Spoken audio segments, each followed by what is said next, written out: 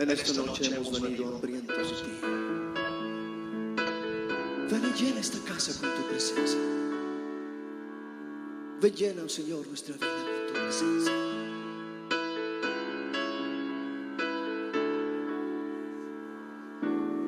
Al mirar tu santidad, somos transformados a tu imagen. Al mirar tu majestad, de gloria en gloria cámbianos, Señor. Ven y llena esta casa con tu gloria. Ven y llena esta casa con tu gloria. La gloria postrera será mayor que la primera. Aumenta en mí tu gloria, oh Jesús. Ven y llena esta casa con tu gloria. Ven y llena esta casa con tu gloria. La gloria postrera será mayor que la primera. Aumenta en mí tu gloria, oh Jesús. Ven y llena, oh Dios, ven y llena esta casa.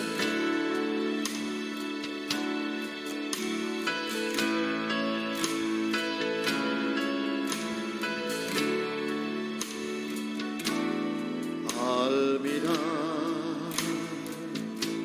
tu santidad, somos transformados a tu imagen. Al mirar tu majestad, de gloria en gloria cámbianos, Señor. Ven y llena esta casa con tu gloria. Ven y llena esta casa con tu gloria.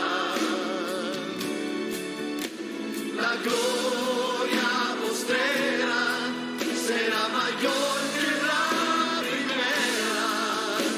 Aumenta en mí tu gloria, oh Jesús.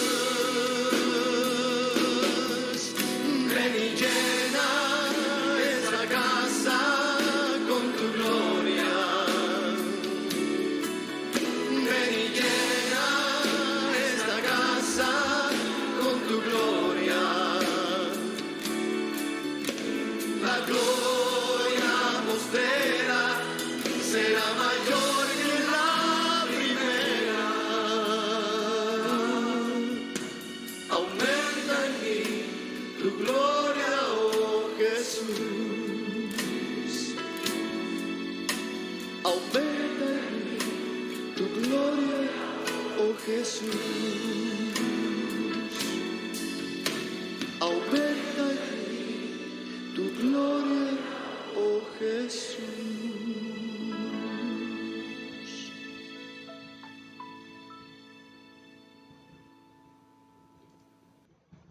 Muy buenas tardes, sean todos bienvenidos. Es una bendición el que podamos juntos escudriñar las Escrituras.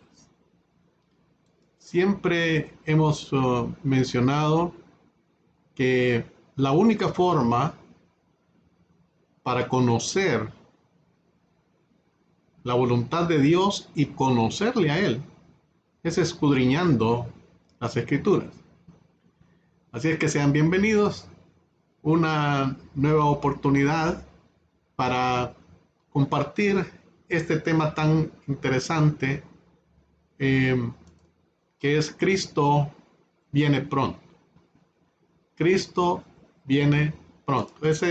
Vamos a compartir hoy la segunda, la segunda parte de esta serie de pláticas que quiero pues que tengamos y como mencioné en la reunión anterior,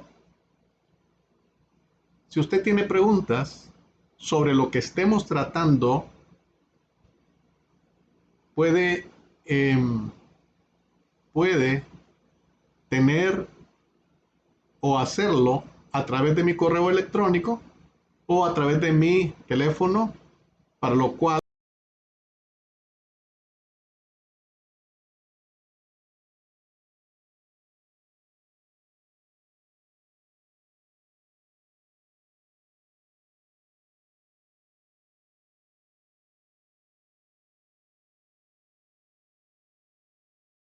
y yo con todo gusto trataré la siguiente plática de contestar las preguntas que sean del momento. O sea, esto es bien importante porque no nos podemos adelantar, no podemos adelantarnos si todavía no hemos empezado. Entonces es bueno tener esto en mente. La última reunión nos quedamos haciendo unas preguntas, pero antes quiero que veamos esto una vez más. Jesús dijo, hablando de su venida, Mateo 24, verso 35, el cielo y la tierra pasarán, pero mis palabras no pasarán. Versículo 36, pero del día y la hora nadie sabe, ni aun los ángeles de los cielos, sino solo mi Padre. Esta es una aseveración que hace nuestro Señor Jesucristo y yo establecí algunas preguntas les dije que yo me hacía muchas preguntas antes de compartir el tema y seguiré haciéndome preguntas, y eso es lo interesante que quiero que usted también se haga preguntas. Entonces, basados en que Jesucristo dijo que del día y la hora nadie sabe, hablando de su venida, que nadie, dice. Mateo 24 digamos, la base de todo lo que vamos a estar platicando, y Mateo 24 está hablando de las señales que deben de acontecer antes de que Jesús venga. Entonces, si Jesús ahí en ese verso 36 dice, del día y la hora nadie sabe, ni aun los ángeles de los cielos, sino solo mi Padre. Está hablando de algo bien específico. Entonces, basados en eso, expuse en la reunión anterior varias preguntas y que dije que queríamos darle las respuestas en su momento, ¿verdad? Entonces yo pregunto, ¿podemos entonces conocer ese tiempo? ¿Cuándo sucederá la venida del Señor? ¿Cómo vendrá? ¿Qué pasará antes? Son preguntas que yo en lo personal me hice, pero es importante que todos nos hagamos preguntas. Porque si nos hacemos preguntas, entonces vendrán las respuestas. Si usted nunca pregunta, nunca tendrá respuestas. Y aquí de lo que se trata, mis amados hermanos, es que tengamos respuesta. Porque en la palabra de Dios encontramos totalmente las respuestas para todas las áreas de nuestra vida, y encontraremos la respuesta para este tema tan importante que es que Cristo viene pronto. El apóstol Pablo dice en Primera de Tesalonicenses capítulo 5 y versículo 1 dice lo siguiente: acerca de los tiempos, pero acerca de los tiempos y de las ocasiones, no tenéis necesidad, hermanos, de que yo os escriba, porque vosotros sabéis perfectamente que el día del Señor vendrá así como ladrón en la noche. Es bien interesante que Pablo, recuerden que esta carta a los tesalonicenses, prácticamente Pablo les está hablando de la segunda venida del Señor. Y ya hablamos en la reunión anterior que ellos lo tomaron muy literal. No vamos a repetir los conceptos que emitimos anteriormente, pero en este capítulo 5 de Primera de Tesalonicenses, capítulo 5, verso 1, Pablo dice, acerca de los tiempos y de las ocasiones. Tiempos y ocasiones. El pensamiento de los tiempos y ocasiones significa en términos aproximados, no días, horas o años precisos. Significa términos aproximados. En cada generación ha habido personas que conocieron sus tiempos. En cada generación. Por ejemplo, encontramos allá en el libro primero de Crónicas, en el capítulo 12 y verso 32. Dice, de los hijos de Isaacar, 200 principales, entendidos en los tiempos, y que sabían lo que Israel debía hacer, cuyo dicho seguían todos sus hermanos. Primer libro de Crónicas, capítulo 12 y verso 32. Aquí encontramos una clave para nuestros tiempos. Isaacar. Isaacar quiere decir recompensa. Y el número 200, porque ahí dice que de los hijos de Isaacar habían 200 principales entendidos en los tiempos. Entonces, fíjense, Isaacar significa recompensa. El número 200 en la numerología bíblica significa la recompensa de un siervo fiel. Isaacar fue el 9º hijo de Jacob y el 5º hijo de Lea. Esto es un dato que no tiene trascendencia para lo que estamos hablando, aparentemente. Pero lo importante que debemos de resaltar es que este pasaje del segundo libro de Crónicas, capítulo 12 y verso 32, nos informa varias cosas. Número 1. Según el contexto, estos varones se unieron a David. Todavía no había muerto Saúl, pero ellos conocieron la voluntad de Dios. Ellos conocieron. Recuerde, esto es bien importante, hermanos amados, porque en el capítulo 12 del primer libro de Crónicas y verso 32 dice, de los hijos de Isaacar, 200 principales entendidos en los tiempos. El contexto, como lo mencioné, era que se unieron a David. David todavía no era el rey sobre todo Israel, pero ellos se unieron. Número 2, eran entendidos en los tiempos. Esto quiere decir que conocían el tiempo de Dios. Lo importante, hermanos, es que no era un conocimiento egoísta, es decir, que no solo era para ellos. Debían de compartirlo con sus hermanos. Esto es algo muy, pero muy importante.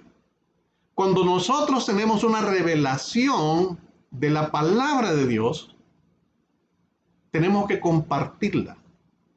Tenemos que compartirla. Esto es importante para nuestra vida y para el desempeño y desarrollo de nuestro ministerio, de y de la iglesia misma. Número 3. El conocimiento de los tiempos lo llevó a actuar. Note eso, hermano. Entendidos en los tiempos, pero sabían que no era solo para ellos, sino que tenían que hacerlo de conocimiento de los demás. Pero eso lo llevó, y este es el punto número 3 de este pasaje, lo llevó a actuar. Sabían lo que Israel debía hacer. Hoy en día, muchos saben, pero no hacen. Espero que me esté dando a entender. Hoy en día muchos saben, pero no hacen. Y no hacen por varias razones, pero las más comunes son que no hacen porque están cuidando sus ideologías, sus dogmas o lo que practica tal o cual denominación. El conocimiento de los tiempos llevó a estos hijos de Isaacar a actuar. Número 4. El conocimiento de los tiempos lo llevó a venir a David y a unirse a él, cuyo dicho seguían todos sus hermanos. Quiere decir que ellos proclamaron el conocimiento de los tiempos, no para ganar adeptos, sino para que el pueblo estuviera dentro de la voluntad de Dios. Aleluya. Que seamos como los hijos de Isaacar. Que usted y yo seamos entendidos en los tiempos. Y parte de lo que, del propósito de estas pláticas es ese, hermano. Es que usted y yo seamos entendidos. Cuando entremos de lleno a Mateo 24, vamos a ver algunas áreas de lo que el Señor quiere realmente hacer con nosotros, con usted y conmigo. Quiero decir en este momento, amados hermanos, yo no pretendo ni siquiera hacer creer que yo sé todo, pero lo poco que sé lo he sacado de la Biblia, lo he escudriñado, lo he consultado, y eso es lo que yo quiero compartirles. Quiero compartir lo que realmente durante muchos años hemos venido escudriñando de las Escrituras. Porque yo quiero ser como los hijos de Isaacar, entendido en los tiempos. Amós, en el capítulo 3 y verso 7, dice lo siguiente: porque no hará nada Jehová el Señor sin que revele su secreto a sus siervos los profetas. Oiga bien, mis hermanos. Amós capítulo 3 y verso 7.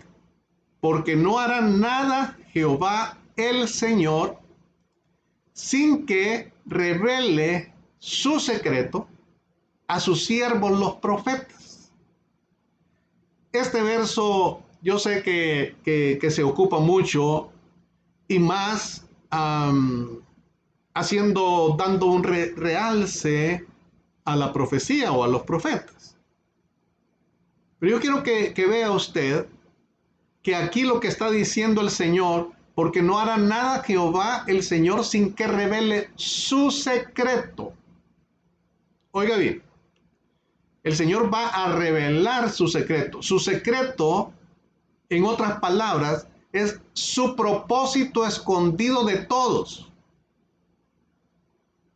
Hay algo que en algunas oportunidades está escondido para nosotros. Yo quiero mencionarlo en esta forma sencilla.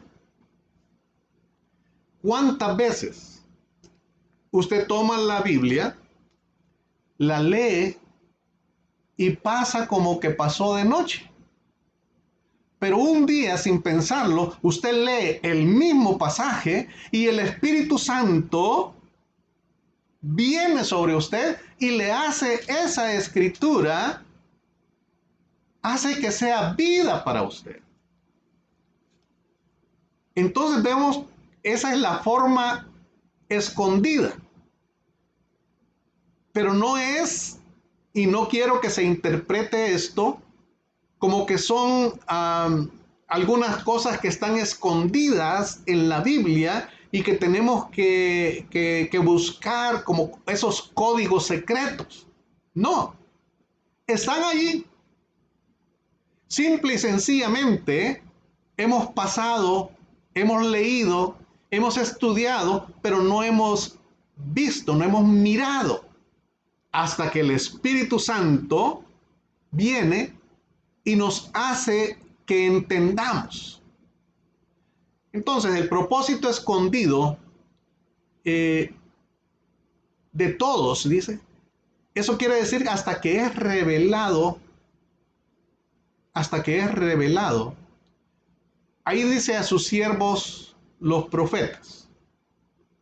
Pero yo quiero poner un ejemplo de esto, y lo encontramos en Génesis, en el libro de Génesis. Específicamente cuando Dios enviaría su juicio sobre Sodoma y Gomorra. Recordamos todos ese pasaje. Pero ¿sabe lo que dice Génesis capítulo 18 y verso 17? Dice, y Jehová dijo, ¿encubriré yo a Abraham lo que voy a hacer? ¿Encubriré yo a Abraham lo que voy a hacer? En un sentido más amplio, la voluntad divina es revelada a todos los que le aman. La voluntad divina es revelada a todos los que le aman. ¿Amas tú al Señor? Pues tú eres un candidato para que se revele esa voluntad divina de Dios. Y sabes una cosa, esa verdad que Dios te revela no es revelada al mundo. No se revela a cualquiera. Las escrituras nos indican a quién es que Dios le revela su voluntad. A quién es que Dios le revela el significado de tal o cual escritura. En el Salmo 25 y verso 14, el salmista David dice lo siguiente: la comunión íntima de Jehová es con los que le temen, y a ellos hará conocer su pacto. Y a ellos hará conocer su pacto. A quienes tienen íntima comunión con Dios, con los que le temen. Por eso es que el Señor está hablándonos hoy, porque tú tienes íntima comunión con Dios. Por eso el Señor está hablándonos hoy, porque tú tienes temor de Dios.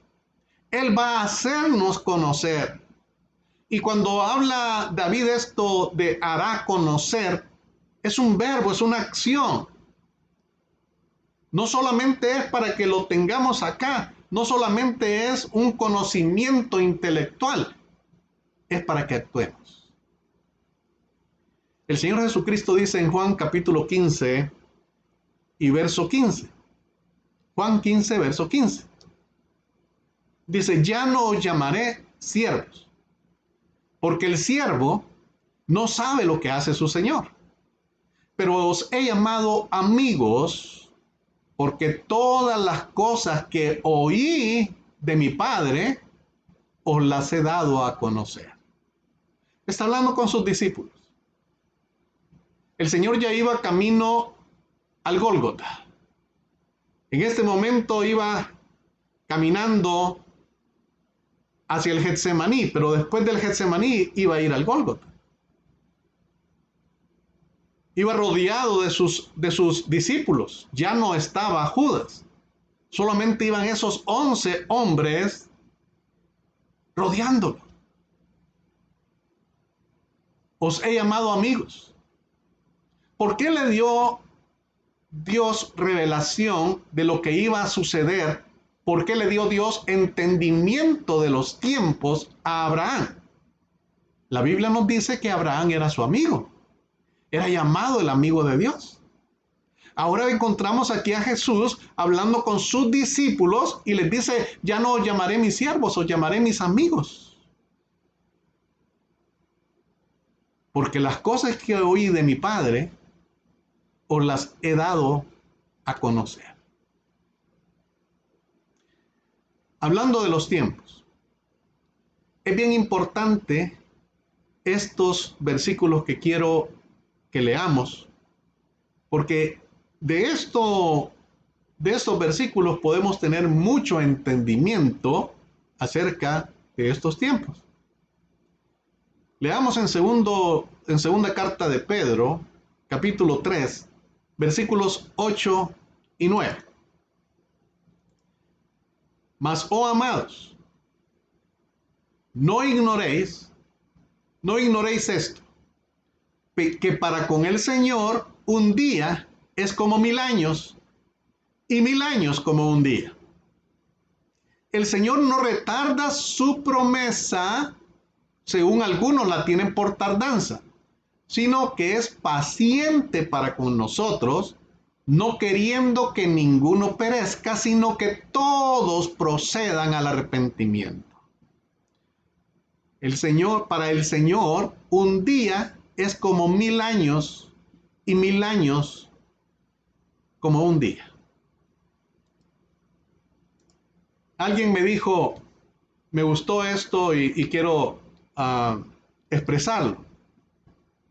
Alguien me dijo, para el Señor, todo el tiempo es como el chasquido de sus dedos. Cuando habla de todo el tiempo, esta persona me dijo, desde la creación hasta nuestros días, es como el chasquido de los dedos.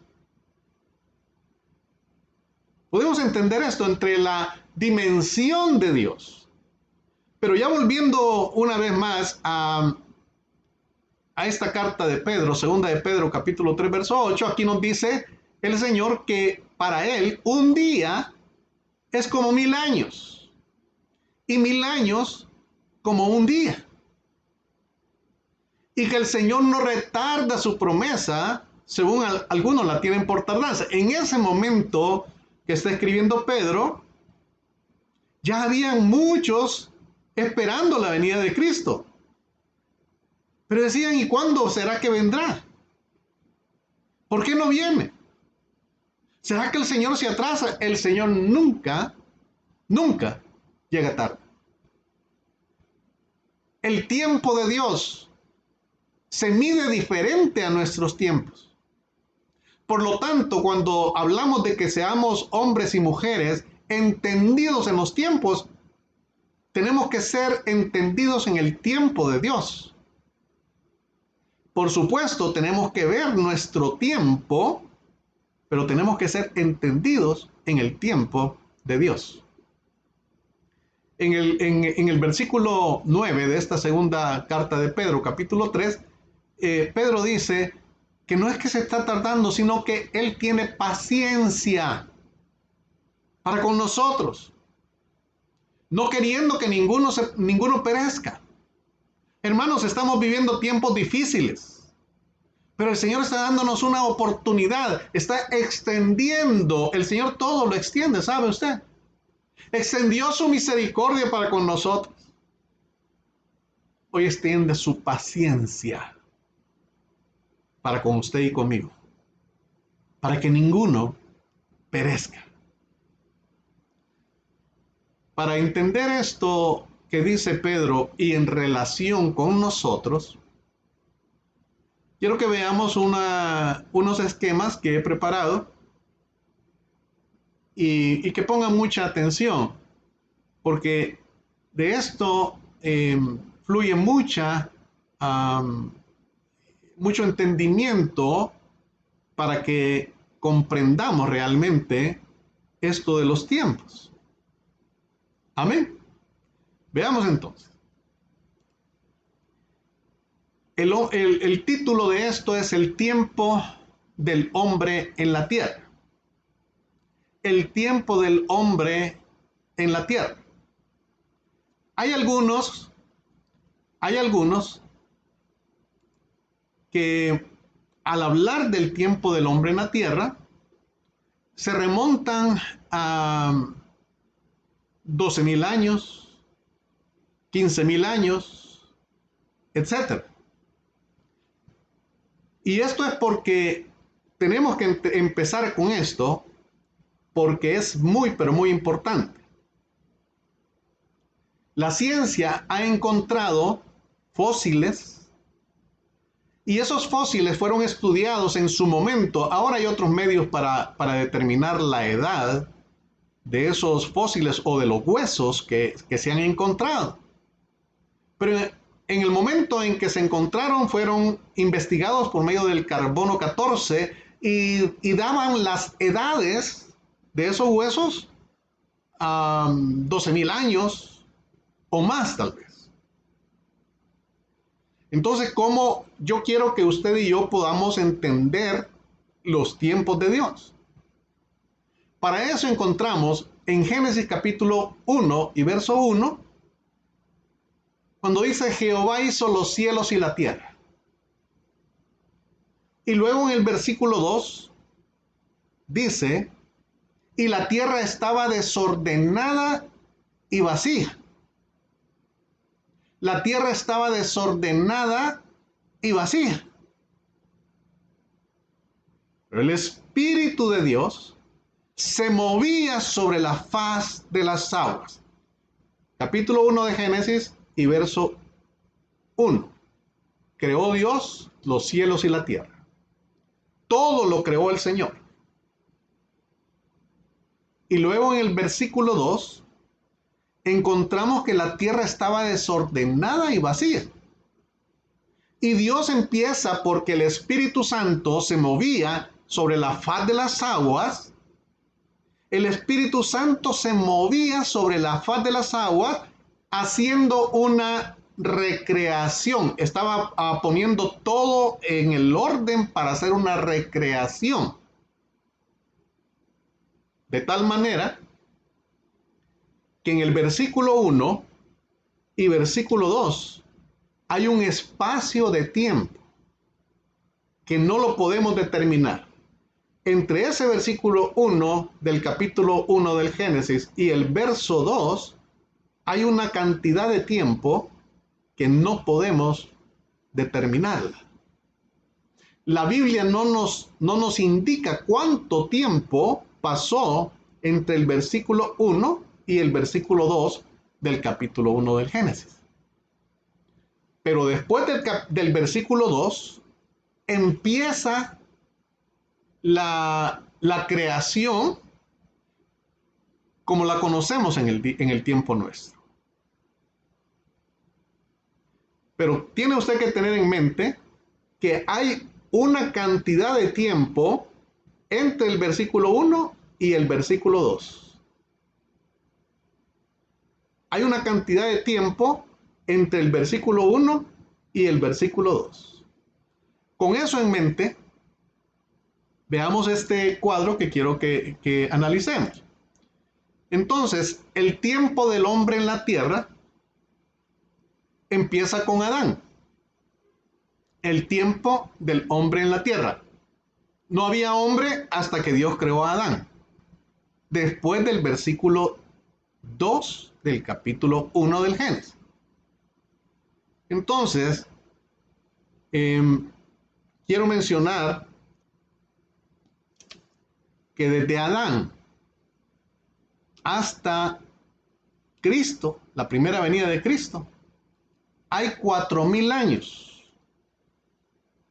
Hay 4,000 años desde Adán hasta la primera venida de Cristo.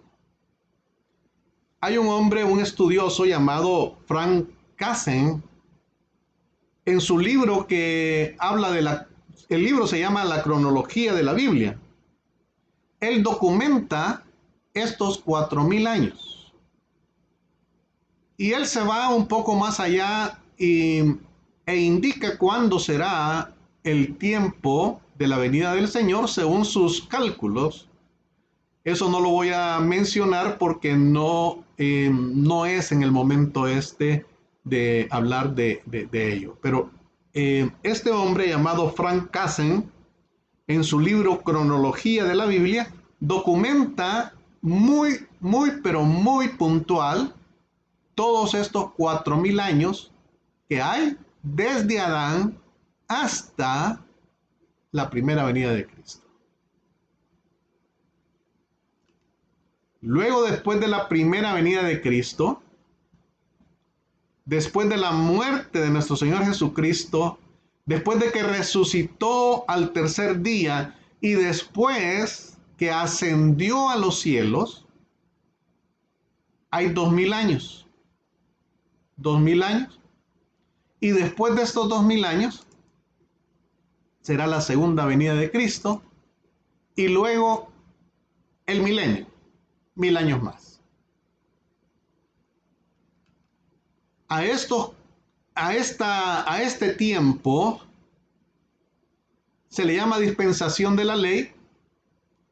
A estos 2000 años se le llama la era de la iglesia o dispensación de la gracia. Y a estos 1000 años se le llama el milenio, como acabo de mencionar. Milenio. Dispensación de la ley, la era de la iglesia, dispensación de la gracia y el milenio. En estos 2000 años es la obra del Espíritu Santo en su iglesia. Por eso se le llama la dispensación de la gracia. Cristo viene al terminar los 2000 años de la era de la iglesia. Y luego entramos en lo que se llama milenio, 1000 años de reinado del Señor Jesucristo. Pero hay otra cosa importante en este cuadro que me gustaría que lo viera. Y es que desde Adán hasta la segunda venida de Cristo hay 6000 años. 6000 años. 4000 más 2000. Hay 6000 años. Y esto es igual a los 6 días de la creación. Usted recuerda en el Génesis, después del sexto día, hubo el día de reposo, que corresponde al milenio. Según dijimos ya anteriormente, según lo que dice segunda carta de Pedro, capítulo 3 y verso 8, que para con el Señor un día es como 1000 años. Entonces aquí encontramos, para el Señor un día es como 1000 años, los 6 días de la creación corresponden a los 6000 años del tiempo del hombre en la tierra. Terminamos en este punto estos 6000 años. ¿Vamos bien? ¿Cómo se siente? Muy bien.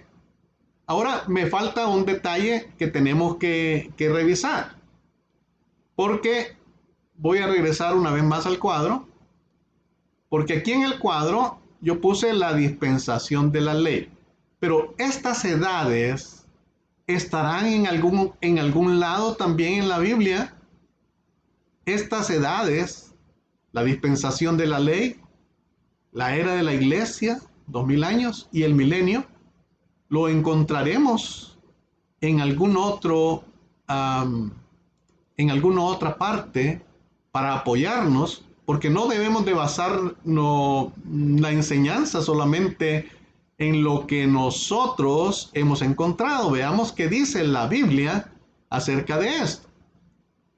Pues en el libro del Éxodo, el Señor da muchos detalles en cuanto al tabernáculo de Moisés. De hecho, del capítulo 25 del Éxodo en adelante, el Señor se tomó mucho tiempo para indicar todo lo concerniente al tabernáculo.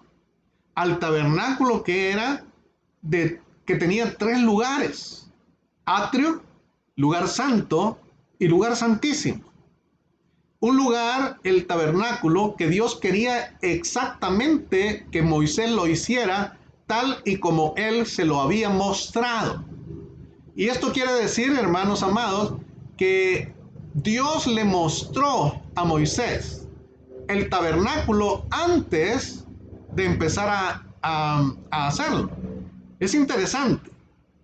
Esto es bien interesante cómo Dios se tomó el tiempo y darle los detalles a Moisés para que usted y yo entendiéramos muchas cosas. Entonces veamos esto rápidamente. Aquí tenemos el atrio. A esta parte le llamaban el tabernáculo realmente. Este lugar estaba dividido en el lugar santo y el lugar santísimo. Lo que me interesa son las medidas de estos tres lugares para poder relacionarlos con el cuadro anterior del tiempo del hombre en la tierra. Mire qué interesante. El atrio medía 5 por 300 codos. 5 por 300 codos. Eso nos da 1500. El lugar santo medía 10 por 10 por 20 codos. Eso nos da 2000. Y el lugar santísimo medía 10 por 10 por 10 y nos da la cantidad de 1000. Interesante. Atrio, 1500 codos. Lugar santo, 2000 codos. Y lugar santísimo, 1000 codos. Ahora pongámoslo en el cuadro que ya teníamos elaborado para que encontremos un detalle más. Aquí tenemos en este cuadro, y decíamos que en el atrio tiene 1500 codos. Pues mire cómo es el Señor de detallista. El Señor es detallista. Él hace detalles tan especiales, hermanos amados. Él tiene el detalle tan especial que te hizo a ti único, te hizo a ti única. No hay nadie como tú. Así hizo todos los detalles del tabernáculo. Pero todos esos detalles tienen un significado para el fin. Y esto es lo que quiero que veamos, hermano. En la medida del atrio coincide con lo que llamamos dispensación de la ley. En el año 1500 antes de Cristo, año 1500 antes de esta primera venida de Cristo, el Señor le dio a Moisés la ley allí en el monte Sinaí. A partir de este año 1500 antes de Cristo hasta acá, es lo que se le ha llamado la dispensación de la ley. Pero algunos autores, y yo creo que así es, incluyen desde Adán hasta la primera venida de Cristo por una sencilla razón. Porque quien escribió lo que llamamos el Pentateuco, que es el Génesis, Éxodo, Levítico, Números y Deuteronomio, fue nuestro Señor dándole todos esos detalles a Moisés y se los dio en el monte Sinaí. Entonces fíjese que cómo es que la medida del atrio, que eran 1500 años, corresponde entonces a la dispensación de la ley. Luego tenemos a la primera venida de Cristo. Luego el lugar santo mide 2000 codos. Corresponde a los 2000 años de la era de la iglesia. Y luego el lugar santísimo mide 1000 codos y corresponde al milenio, corresponde al reinado terrenal de nuestro Señor Jesucristo. Entonces, hermano, es bien importante. En el año 1500 se da la ley y luego sigue el curso, la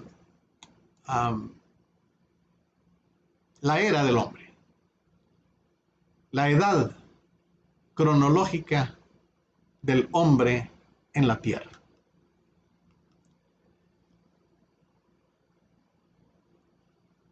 Para mí, en lo personal, no hay mucho problema en los 4000 años desde Adán hasta Cristo. Espero que no lo haya para usted también. Los 4000 años que están marcados y que hay autores, hay hombres, historiadores que han buscado tanto y se han apoyado tanto en las ciencias humanas como en las escrituras para poder determinar este tiempo. Pero ahora lo que sucede después de Cristo es lo que debe de llamarnos la atención. Lo primero que a mí se me ocurre es preguntarme, ¿por qué decimos que la era de la iglesia es de 2000 años?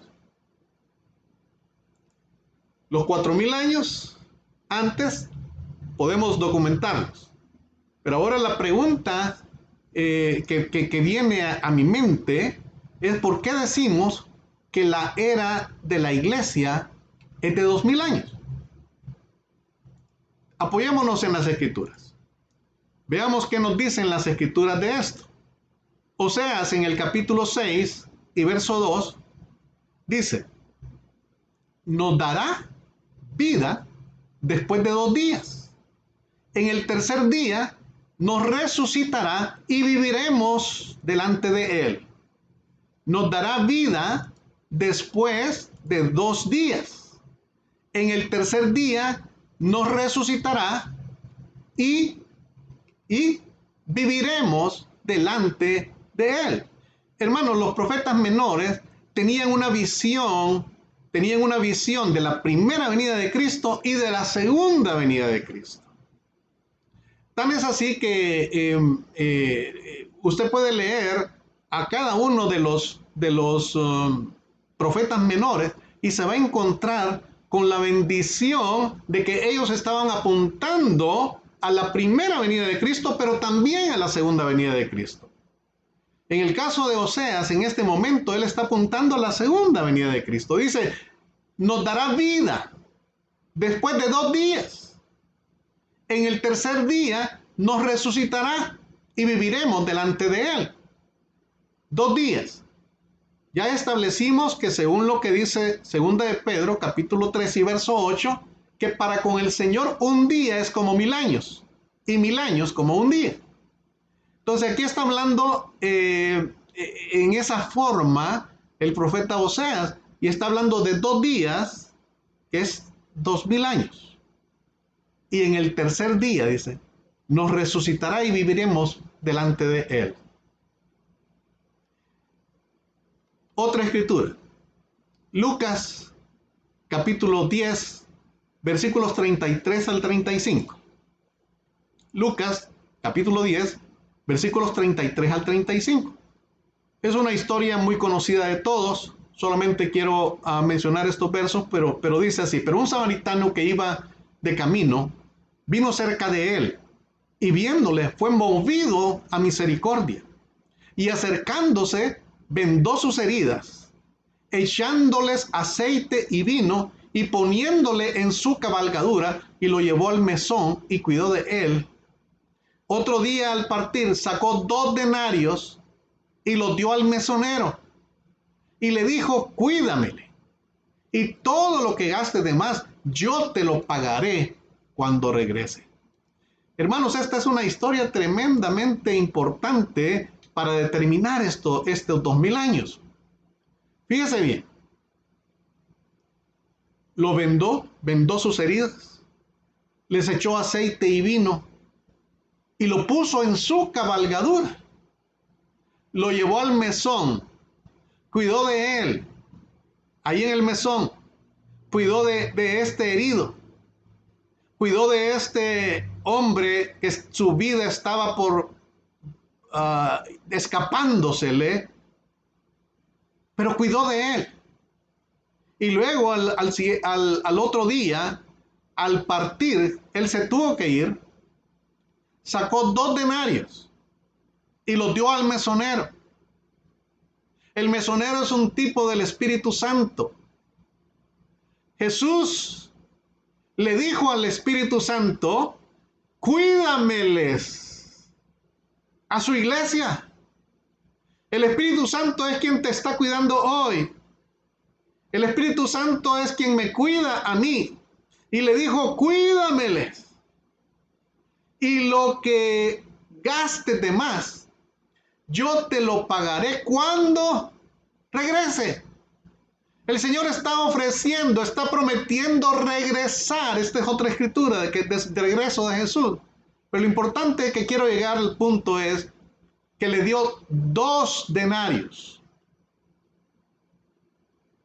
2 denarios. La paga del jornal para un día de trabajo. En ese tiempo, en el tiempo de Jesús, era de 1 denario por día. Quiere decir que el Señor está hablándonos en esta parábola para que ustedes y yo seamos entendidos de los tiempos. Está dándonos detalles de esos 2000 años de la era de la iglesia. Amén. Muy bien. Otra historia, otra escritura. Josué, capítulo 3, versículos 3 al 4. Dice: y mandaron al pueblo diciendo: cuando veáis el arca del pacto de Jehová vuestro Dios y los levitas sacerdotes que la llevan, vosotros saldréis de vuestro lugar y marcharéis en pos de ella, a fin de que sepáis el camino por donde habéis de ir, por cuanto vosotros no habéis pasado antes de ahora por este camino. Pero entre vosotros y ella haya distancia como de 2000 codos. No os acercaréis a ella. Haya distancia entre el arca, que era la presencia de Dios, entre el arca, la presencia de Dios, entre Jesús, que ascendió a los cielos, no haya una distancia de 2000, como de 2000 codos, 2000 años. ¿Estamos entendiendo los tiempos? Muy bien. Todavía me gustaría encontrarme con otra más antes de que terminemos esta noche. Capítulo 1 de los Hechos, versículos 10 al 12. Dice así: y estando ellos con los ojos puestos en el cielo, entre tanto que él se iba, Jesús estaba ascendiendo a los cielos. He aquí se pusieron junto a ellos 2 varones con vestiduras blancas, los cuales también les dijeron: varones galileos, ¿por qué estáis mirando al cielo? Este mismo Jesús que ha sido tomado de vosotros al cielo, así vendrá como le habéis visto ir al cielo. Entonces volvieron a Jerusalén desde el monte que se llamaba del Olivar, el cual está cerca de Jerusalén, camino de un día de reposo. Camino de un día de reposo. Por supuesto, en esta escritura hay mucho que hablar, pero yo me quiero referir nada más por el tema que estamos tratando, porque ¿por qué decimos que la iglesia, la era de la iglesia es de 2000 años? En este momento, cuando dice camino de un día de reposo, ¿sabe usted cuánto era lo que le permitían a los judíos caminar en un día de reposo? 2000 codos. 2000 codos. 2000 años. Jesús asciende a los cielos y luego sus discípulos regresan a Jerusalén camino de un día de reposo.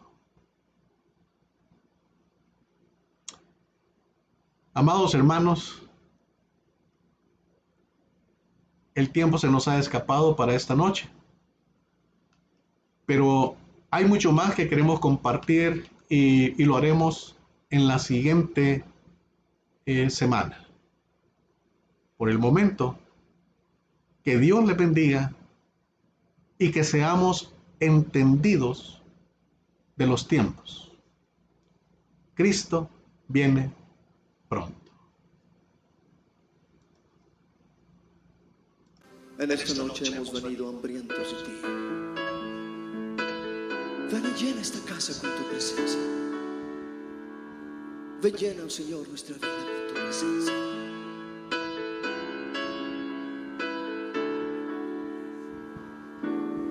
Al mirar tu santidad, somos transformados a tu imagen. Al mirar tu majestad, de gloria en gloria cámbianos, Señor. Ven y llena esta casa con tu gloria. Ven y llena esta casa con tu gloria. La gloria postrera será mayor